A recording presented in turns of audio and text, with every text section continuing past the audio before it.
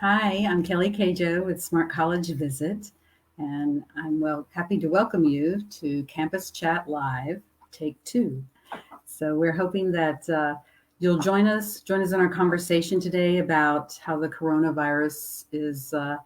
We can't talk about it without talking about how it's impacting our lives, but in particular, we'll be talking about college admissions and the um, college admissions essays with the coronavirus as a key topic that we know students are going to want to write about and colleges actually want to hear about. So it's going to be, some good tips about essay writing as we start to prepare for that normal part of the college admissions cycle. But I want to introduce you to the team, and I want to tell you a little about Smart College Visit. We're a virtual college advising resource for college-bound teens and their families. We've been around 10 years. We publish articles on our website almost daily about college admissions, and we cover all the topics. So I encourage you to visit the website if you haven't done that before and check out what we have to offer.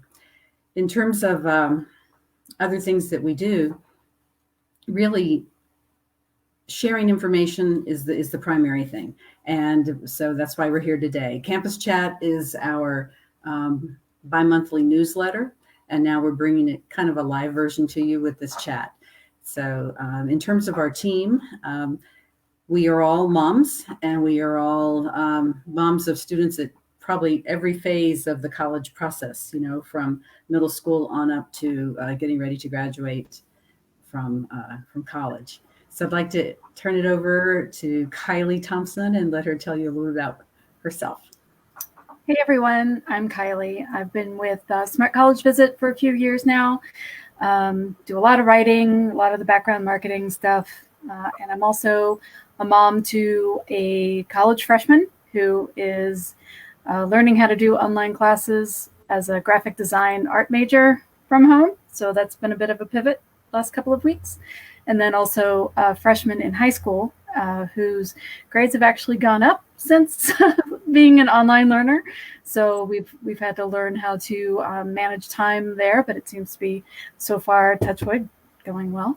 So yeah, this will be fun. And I'm Callie Rawlings, and I have only been with the company a little over a year, I think.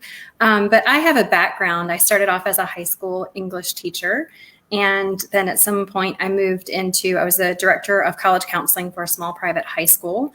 But also I've spent the last 20 years in college admissions, first at a small private liberal arts women's college, and then at a large public state university. So have sort of been on both ends of the spectrum, and certainly been on the reviewing end of applications and college essays thousands and thousands and thousands of times. And now, in addition to consulting here with Smart College Visit, I also serve as a writing coach for some students who are in the process of applying to colleges, because I have sort of an insider perspective on what works and what doesn't, given that I've read so many in my lifetime. Yeah, so that's us. And we've all worked in college admissions and higher education for a while, so we all have some different perspectives. So every so often, just so you guys know, I'm also producing on the back end. So if it looks like I'm not looking at the camera, it's because I'm busy changing the background like that. So just so you know, that's not me not paying attention. And we want to encourage anyone who's watching the live to post questions. We're happy to take questions on the fly, and as we work through this coronavirus college essay topic. So we were talking about this among ourselves recently, just about how we already knew that many students are going to want to write about this when it's time to apply to colleges. And we knew that the inundation of getting the same topic over and over can be exhausting for an admissions officer to read. And so how do you make that essay stand out is kind of what we want to address today. Yeah. So Kelly, do you want to start? Well, I was going to say that's exactly right. So it's a little akin to, I was on an admissions committee in the wake of 9/11. I was on the admissions committee in the wake of Katrina. And you get a flood of essays about those major national or world events on the heels of anything like that. And so it's not that you can't write about those major and impactful events on your life, but you have to understand that a lot of other students are using the exact same topic. So you have to find ways to make yourself stand out, on a different level, but sort of the same idea. Whenever you have the essay about, perseverance, what have you, persevered through? What challenges have you encountered? We get so many essays about some kind of, physical challenge. You tore your ACL in high school, or not to make light of it, but a grandparent died. And again, it's not that you can't write about those things, because those can be very impactful events on a high schooler's life. But those things happen to a lot of people, a lot of teenagers. So if you're using content that is not unique content in terms of the event, you have to find a way to personalize it. You have to stand out in the reading process. You have to show how it has impacted you as a person and how you have grown. Don't talk about the event. It's how it has changed you. Right. And the thing that we're going through right now with the pandemic and everyone being in lockdown and plans being canceled and stuff it's going on with everybody. I know isolation makes it feel like it's happening just to you, but it's happening to everybody sort of collectively. And the good thing about social media is we're all watching each other and listening to each other with pictures and text go through this.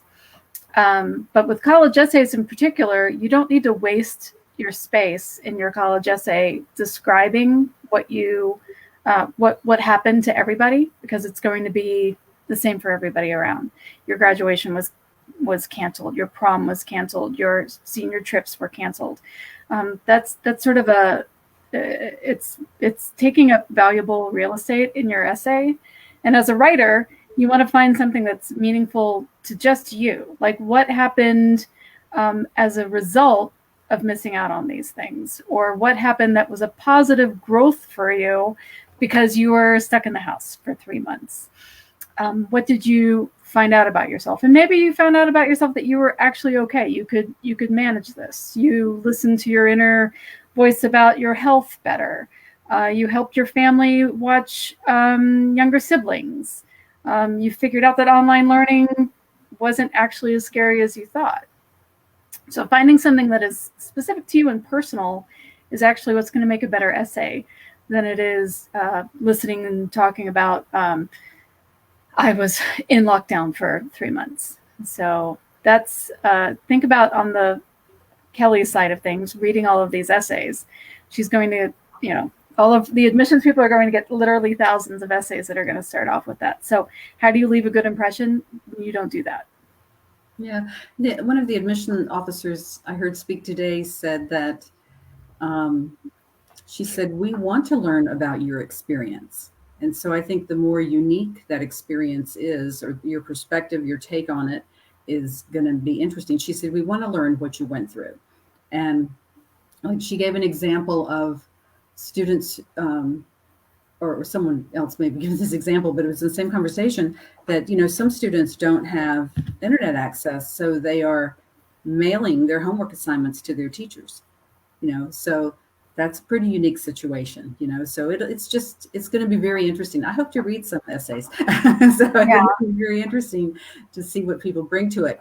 And I think overall, another thing to remember is that while this is a big event and a big change in our lives, we're only going to have about 500 words. So, and in fact, if you think about it, if you're a rising senior, you actually this is a good time to start writing about it, whether you're journaling or however you may journal, and making those notes about what those things are that have really stood out to you. And then what they stand out right now might not be the same thing 3 months from now when you're actually writing the essay. So my kids, I have 2 middle school boys, and both of their teachers gave them assignments this past week to reflect on their experience at home with coronavirus and how sort of their lives have changed and how they've adapted. What are the best things and the worst things about homeschool.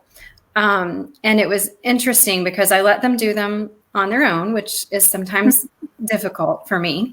But I did. I let them do it, and then I read them afterwards. And both of them chose to write about the best thing was that they had unlimited snack time, and got to have snacks that they don't normally get to have. And while I wouldn't recommend that being your college essay, again, they're just middle school, we have some room for growth. But I got to thinking about what would my response be? Like if I were asked that right now.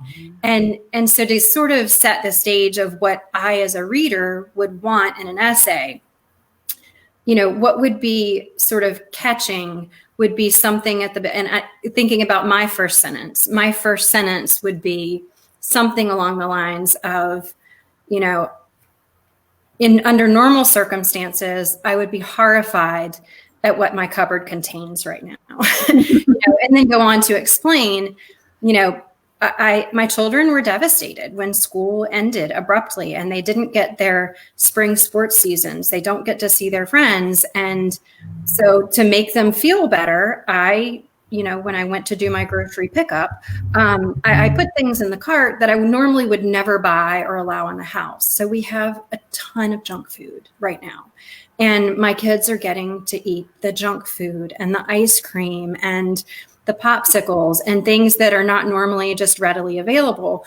But the underlying meaning behind all that is that I've changed. I learned to let that go a little bit and really look and see what makes my kids happy. They're very healthy kids.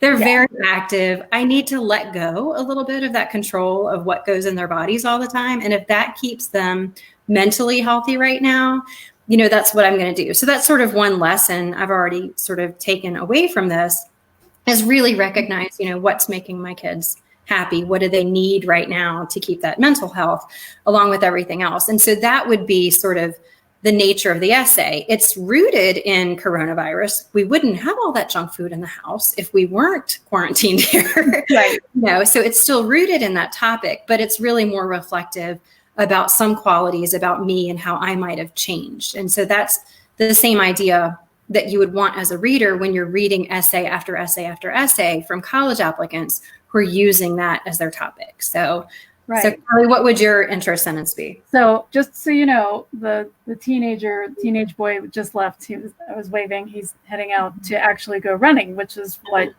I have told him he should write about. And again, he's a high school freshman, so he's got some time.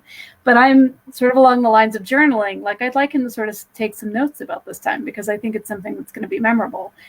And for him, he has challenged himself to run literally a 5K every day, except for Fridays. He has Fridays off. He's a high school athlete and does not respond well to being cooped up in the house. And he's like, I can become a runner. So he's become a runner during this time. He does a 5K every day. He hates it, but he's doing it. And I think that's actually something that's really, again, could have a lot of impact in an essay. It's not about specifically the pandemic or being isolated. It's what he did to challenge himself during that time to push through something that he didn't want to do, but he knew that for his own mental health and his own state of mind, it would be better for him to go out and run than it would to, just do a bunch of burpees in the backyard. So he has like a very specific playlist. Is very, and he is methodical about it. He is as methodical about that as he was for his time in sports. But yeah, he doesn't like it. And I think that's actually an amazing amount of growth for a 15, almost 16-year-old to go, yeah, I don't want to do this, but I'm going to make myself do this. He's also on the flip side of your boys, Kelly, become a vegetarian. Does not describe my situation. No, it does not describe. And as such, it's kind of like, I don't know what to feed him because I'm used to him eating, everything and in large quantities. So now he's very picky. So he's really working on sort of how what he puts in and the output that he gets. We have determined that he's probably a little sleepier than he should be because he's got an iron deficiency, but he's learning about himself. So he's yes, really taking control of his life. He is, in a way that it actually is kind of surprising. And he actually, the latest thing from him is he ordered himself a ukulele. Fun. So, sure. I think it's going to be a great thing for him to I was always jealous. One of the local elementary schools here, all the kids got a ukulele to learn, but the elementary school my kids went to got the recorder. So, which, I mean, it's going to be fun, I'm sure.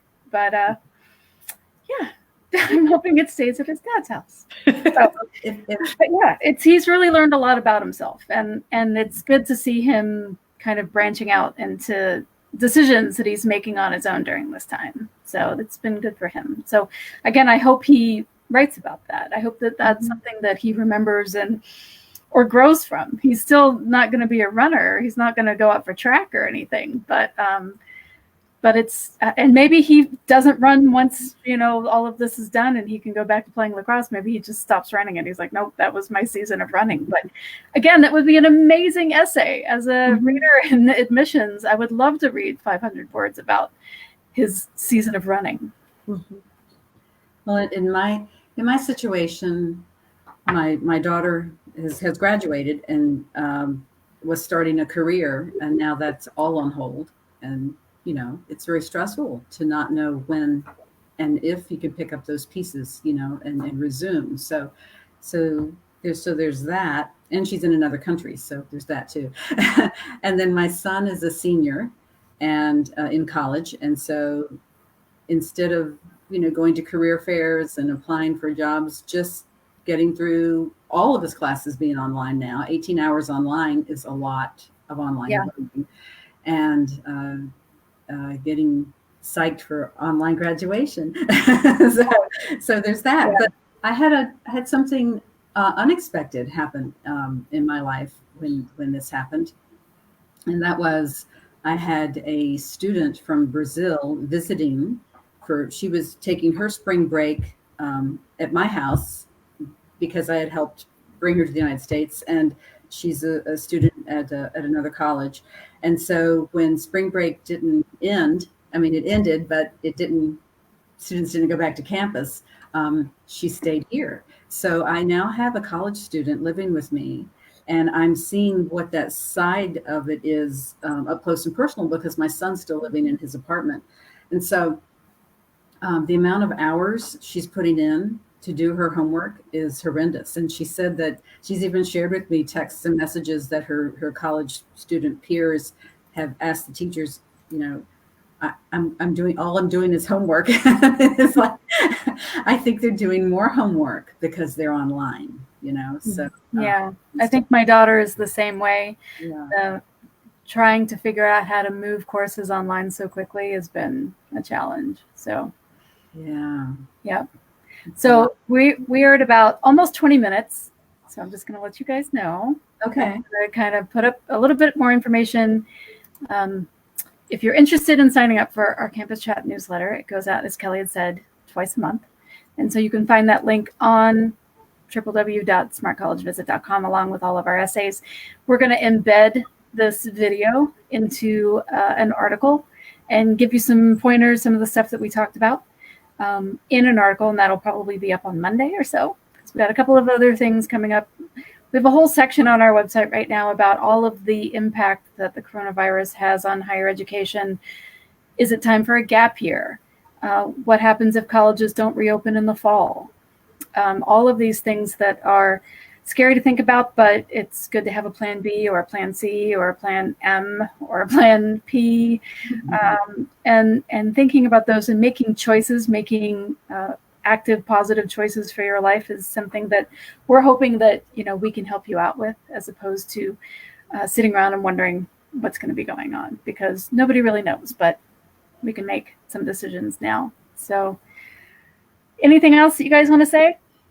Let's just do a quick round of your best tip for writing a college essay. Kyle. Me? Yeah. Start with your last paragraph first. Write your conclusion, and then go backwards, because your conclusion should be the meat of your topic. And if you start at the end, you can figure out with the beginning how you lead in. That's me. It's a good one. Mine would be tell a story. Learn to be a good, concise storyteller. Don't make it facts and figures and bland. It needs to be a story, and one that somebody on the committee would want to run down the hall and say, oh my gosh, listen to this essay that I just read. Okay, so tell a story that can be retold from the person who read your essay to the committee. Right on. And mine would be, or is, read the essay prompt and follow the directions that's provided so that you don't write too much, write too little, or totally miss the topic because it'll be very specific. And then do everything Kylie and Kelly said. Well, thank you so much for watching and listening. And we will be back another time with Campus Chat Live, and looking forward to hearing from you. Please put comment on our Facebook page, and we'll be happy to address more questions in the future. Bye. Bye.